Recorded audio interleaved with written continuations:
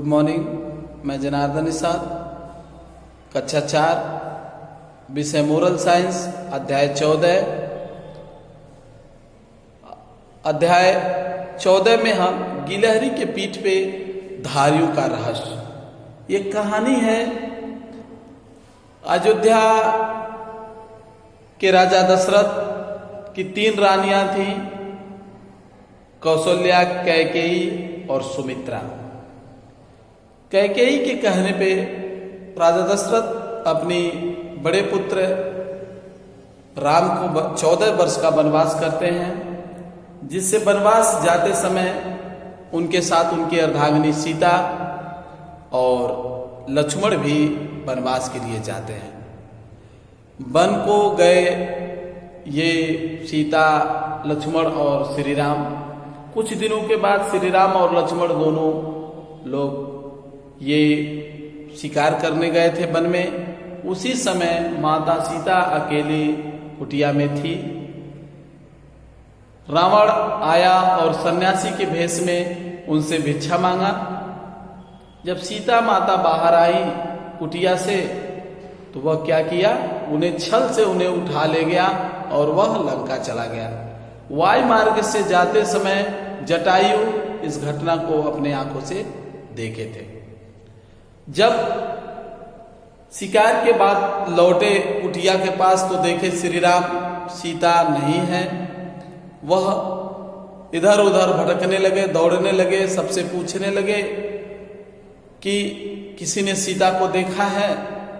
ये घटना चलते चलते आगे बढ़े, जटायु मिले। जटायु ने कहा कि जी, वायु मार्ग से रावण माता सीता को लंका ले गया है।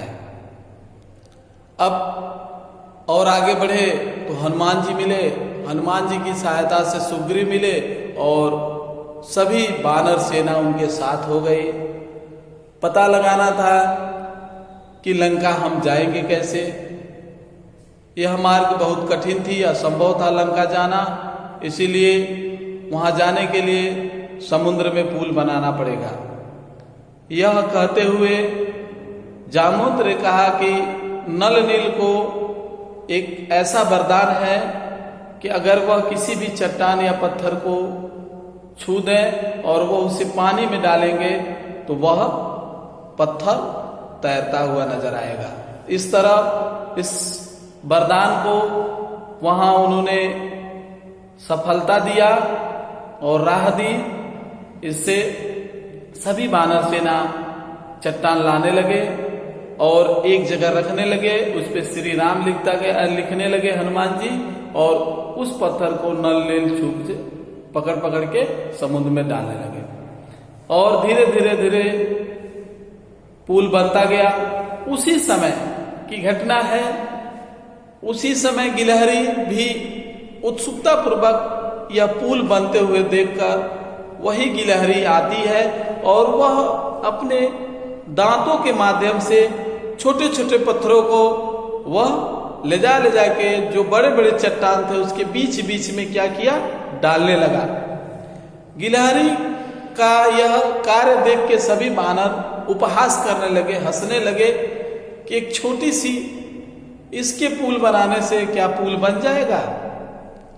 और वह अपना काम करती रही। मेरे प्यारे बच्चों, तभी उसी समय एक वानर बड़ा सा चट्टान लेके उसी जगह आया। गिलहरी इधर उधर भागने लगी और इसके मार्ग में बाधा हुआ।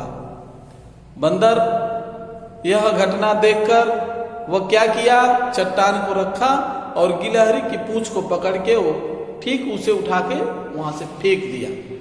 जैसे फेंका, गिलहरी जाके श्री राम के हाथों पे गिरी। और जैसे गिलहरी गिरी, जब देखी कि ये तो हम प्रभु के हाथों में है, तो वह बहुत धन्य हो गए। और जब श्री राम इसको अपने हाथों में पाते हैं, तो वह वानर की सेना के पास जाते हैं और कहते हैं, हे मित्र, इसका उपहास नहीं उड़ाना चाहिए, यह भरी छोटा है, पर आपके पुल के कार्यों में ये बहुत महत्वपूर्ण है।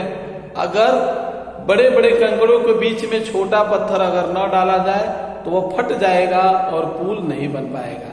इसलिए इसका उपहास न उड़ाए, यह भी उतना ही सम्मान है जितना आपका सम्मान है। इसीलिए अफसोस होता है कि उसे ऐसा नहीं करना चाहिए था। सभी वानर उसका सम्मान किया। उसी समय जब श्री राम अपने हाथों से जब उसको नीचे उतारते हैं तो वह उन्हें देखती है। इस समय जब वह उसके पीठ पे 3 अंगुलियों से ऐसे उसे प्यार से सहलाते हैं, उसी समय उसके पीठ पे 3 धारियां बनती हैं। वही आज रहस्यमय यह कहानी है कि गिलहरी के पीठ पे 3 धारियां कैसे बनी। तो इस प्रकार मेरे प्यारे बच्चों, कहने का अर्थ यह होता है कि किसी के लिए भी कोई काम तुच्छ नहीं होता है, सबके लिए काम बड़ा और छोटा होता है। इसलिए आपको कोई भी काम मिले, निष्ठापूर्वक लगन लगा के उस काम को करिए और सफल हो जाइए। हम आपको PDF के माध्यम से प्रश्न उत्तर, खाली स्थान और सही गलत भेज देंगे। आप उसे अपनी कॉपी में लिख लीजिएगा और उसे याद करिएगा और जल्द ही आपका पेपर है, उससे पेपर में अच्छे अंक को आप प्राप्त करिएगा। अब मेरे प्यारे बच्चों, मोरल साइंस के अध्याय 14 तक, 1 से लेके 14 तक हमने आपको पढ़ा दिया है। आप कॉपी में लिख लीजिएगा और उसे अच्छे तरह से याद करिएगा। आपका सिलेबस समाप्त हो गया।